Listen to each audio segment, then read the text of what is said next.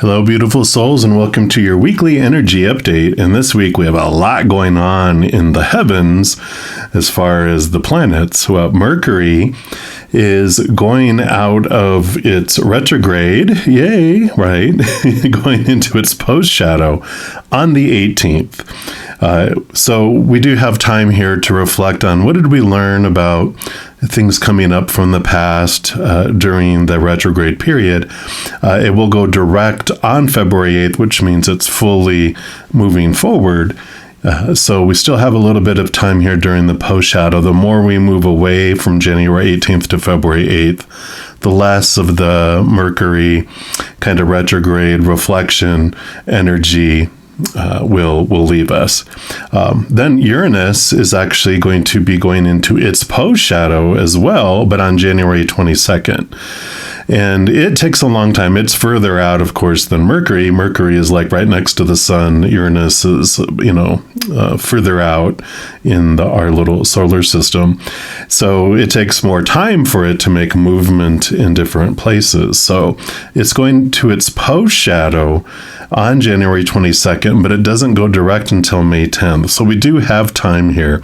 Uranus rules over Aquarius, and it is about suddenness. It brings in change and has us look at new ways of looking at how to get things done, brings in new ideas, things like that as well. So whatever came up while Uranus was in its retrograde, we have a great deal of time between January 22nd and May 10th to look at that, what we learned during that period. Now, it goes then into pre-shadow again on May 26th. So we're going to be going back into retrograde in Uranus, so don't get too comfortable with it. But the furthest we get away from January 22nd to May 10th, the less impact of sudden change and having challenges on looking at how we do things impacts it there. And then this week, January 20th, we do go into Aqua season. So happy birthday to all you Aquarians that are coming up here, all you sun babies.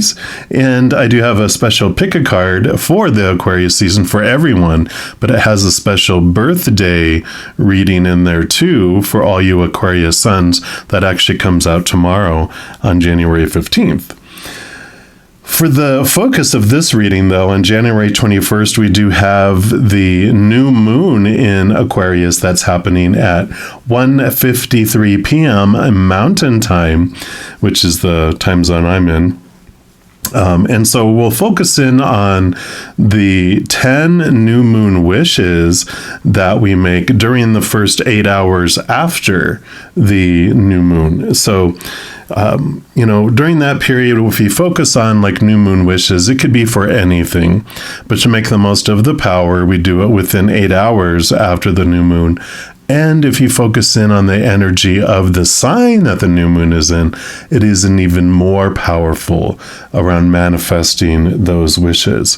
So I'll pop up the Aquarius characteristics here on the screen. And so you can see here how it has to do with the social circle, friends, acquaintances, groups, tribes, social media, that type of thing. Also humanitarian global outlooks, new and unusual ways of approaching challenges. That's that Uranus energy.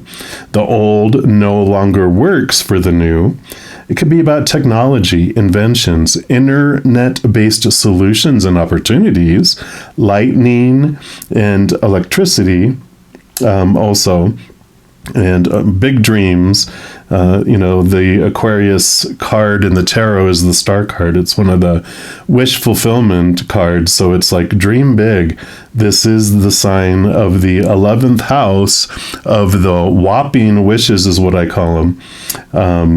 There's a little astrological offering a service that I put out there, which I'll have linked down in the description box below if you're interested in getting your wishes, understanding more about wishes. It's also about sudden and surprising major changes, so rebelliousness and erratic behavior, higher spiritual thinking and pursuits around astrology, extraterrestrial connections, and other worldliness. So it's about detachment and having objective viewpoints. Of course, it's an air sign, so there's a lot of mental battles. Can have inflexibility, overthinking, brainstorming, and of course, the Aquarius sign rules over the ankles, the calves, the veins, and circulation. So if you have any type of challenges with that, then you can definitely make a lot of strong energy towards that with these new moon wishes. So that is how we can make the most of this energy of this new moon. For this reading, I'm going to be asking, what new beliefs or ideas are arising from an unexpected event? So that's what we'll be focusing on here. Of course, there's going to be a reading for each individual zodiac sign, and yours starts right now. All right, Sagittarius, this is your weekly energy update. And we're going to pull from the Divine Guidance cards. These are spiritual ink blot tests. So whatever you see in the card is a special meaning for you. And then we'll read from the book as well. All right. So we're going to start here and just see what Spirit wants you to know about what new belief, what new idea is coming in. Here's your card. Number 17. Beautiful, beautiful golden there. And let's take a look. We'll put that right here. Let's see what message comes in.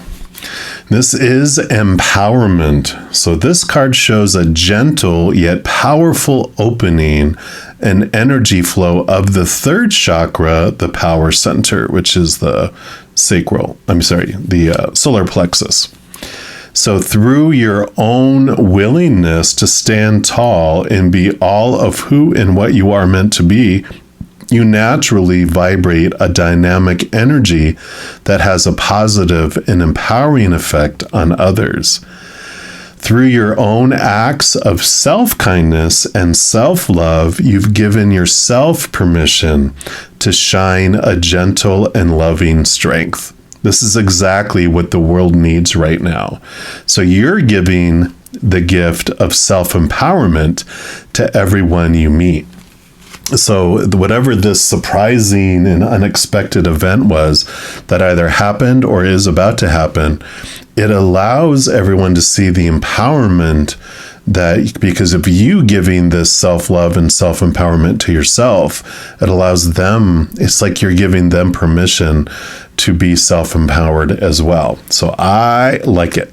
We're also going to pull here from the magic of the Unicorns Oracle, see what they want to add in here for you. All right. So what else do you want for Sagittarius?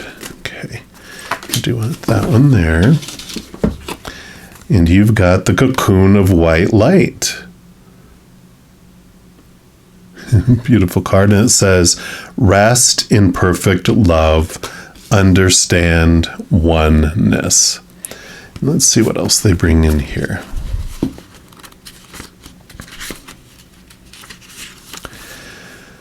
So at its highest 12th dimensional frequency, source love is pure light, pure white. It is carried by unicorns. And when they connect with you, they bring it down to the vibrational level you are ready for, while reminding you that your essence is divine love. When you choose this card, your guidance is to ask your unicorn to place you in a bubble of pure white light. White unicorn love is a pure and powerful healing force. It also soothes, smooths, and strengthens your aura, ensuring that no lower energies can enter and give you time and space to rest in peace. Being held in perfect love can affect you at the deepest level, for as you rest in it, your consciousness recognizes that everything is love and that your ego sees situations or relationships through distorted lenses. The cocoon of white source light dissolves any feelings you may have of separation and difference, enabling you to merge with the oneness. At a higher spiritual level, you are holding hands in amity and trust with everyone in the whole world. This is one of the most important lessons of your journey to enlighten and ascension. So this card invites you to give yourself as long as you need to merge into love. Yeah, and this affirmation for this card is, I rest in a cocoon of love. So I feel like this is where your empowerment comes from. You really recognize here that there's this beauty, this connection that we have, that you are dissolving differences in between you and others. And I feel like this empowerment is where this comes from. You can almost see like a butterfly when you look into that as well, just these beautiful butterfly wings. So you are connecting to this awareness of who you really are, and the difference is what is dissolving, allowing you to feel that unity. So I like this for you. So you're realizing that you are love and everyone else is love too. There's this mantra that I have, or these, I call them the I am love meditations. And if I remember, I'll link them down below. But there's this beautiful, beautiful awareness that you are unconditionally loved. You are unconditional love. You are made of it. You unconditionally love the world, and that the world itself is also made of unconditional love. So an amazing, amazing awareness coming in. We'll also pull here from the Tarot of Dreams. Let's see what else they have for you here. So what else for Sagittarius, please? All right. So let's put those over here. Okay.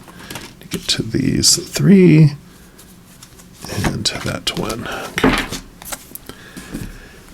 So we'll start with this one here. Yeah. So you do have the Fool card, which is all about leaving the old cycles behind, new beginnings. It's like the butterfly. The caterpillar starts off on its journey and it goes into the cocoon, and then it comes out a whole new being, a being of the air instead of a being of the forest floor, not crawling along the forest floor, consuming, but becoming this being that flutters and flies, goes from flower to flower, bringing life, bringing nectar, helping growth happen, because it's like a bee where it, it gets all the pollen on its legs and on itself, and it takes it from flower to helping produce and helping things to transform as well. So I like that. And then you have the Knight of Coins. And though the Knights are the slowest moving knight, it is about movement, but it is about that we change from the inside out, not from the outside in. So it takes time to get things to move to the outside world. The Knights also go on a quest, in this particular Knight quest after the Ace of Pentacles, which is also about seeing itself, its worth in relation to the outside world in a different way. So I do like that journey that is definitely unfolding here too, because you're not seeing yourself as the caterpillar, you're seeing yourself as a butterfly, as a higher being. Yeah, and we do have the Three of Swords, which is thoughts, beliefs, mindsets, attitudes, and expectations. This is actually, I call it the expectations card, because expectations do equal disappointment and heartache and heartbreak. And we come down here to experience that. But all these expectations, these are the thoughts and the beliefs and the mindsets of the caterpillar, those that are given to us of opinion of the outside world. But that is what's changing. Those are the fears of losing a conditional love. But you're definitely understanding you are not a being of conditional love. You are a powerful, supernatural, eternal spirit being made of unconditional love instead. And so there is this transformation that happens here, moving away from those thoughts and those beliefs. Yeah. because the Eight of Swords allows us to see what of our own thoughts, beliefs, and mindsets, those of the caterpillar, that made us feel small, that made us feel blinded and bound and trapped. But the Eight of Swords is about movement from that, realizing what was keeping us restricted, and now flying. You're no longer restricted to the ground, restricted to the slow movement of the caterpillar, but the fluttering of the butterfly. That can, sometimes you'll hear like the flight of the monarchs, they go, hundreds, if not thousands of miles, distance. And so butterflies can go so much further than caterpillars can.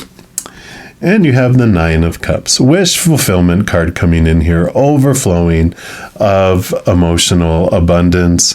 But definitely this wish fulfillment, so different from these emotions. It is this abundant feeling, overflowing, just like you feel like you're blessed and in bliss because of this, which is what you feel when you escape from the cocoon, right? I like it. And then you have the Three of Cups. Yep, so you have the Three of Swords, which is heartbreak, and then you have the Three of Cups, which is celebration and joy. So you move from this to this. You move from caterpillar to butterfly. You move from restriction to expansion. Three of Cups also is a special message from the spiritual realm. Our guardian angels and our spirit guides, our loved ones on the other side, our ancestors, all those beings of unconditional love and light, letting you know that you are not alone, that you are always accompanied and surrounded by a great host of beings who love you so much and support you along the way. They don't meddle with your free will, but if you ask of your own free will for them to intervene and to bring you messages, they definitely will. They are always around you. You are never, ever, ever alone. But I love this transformation here for you. Definitely a rebirth, this movement, this freedom that's coming because of whatever this unexpected event was. It brings you such clarity and wisdom with all of this that you do move out from the cocoon into a beautiful new world. So I love these messages for you, Sagittarius, and that's what they have for you this week. If you're interested in more messages of love from above, in addition to these weekly energy updates, I also put out monthly readings for each individual zodiac sign, pick-a card readings, and a few other types of videos. So if you don't want to miss out on those and get updated immediately when they become available, if you give this video a little thumbs up by clicking the like button, and then also by clicking the subscribe button, you're given access to the notification bell. And if you go in there, there's an option for all, which if you select it, two things happen. One, you're notified immediately when I post new videos. And two, you're also notified when I go live on YouTube to provide free readings. I know. Also, doing those things helps spread the Zen love, and it does help my channel grow in significant ways. Because when you like or share one of my videos, comment on one of my videos, subscribe to my channel, doing those things makes the YouTube algorithm so happy, it wants to automatically share the videos of my channel with other people as well. So if you feel inspired to do any of those things, please know I'm very, very grateful. These are general readings. If you're looking for even more specific information and answers for your specific life, I do offer personal readings, and all that information is listed in the description box of the video down below. All right, beautiful people, as you go throughout each and every second of every day of your life, please know that you, yes, you, are unconditionally loved by the Mother and Father of all things. And of course, I love you too. Have an amazing week. We'll be talking to you soon. In the meantime, you hang in there and you take care.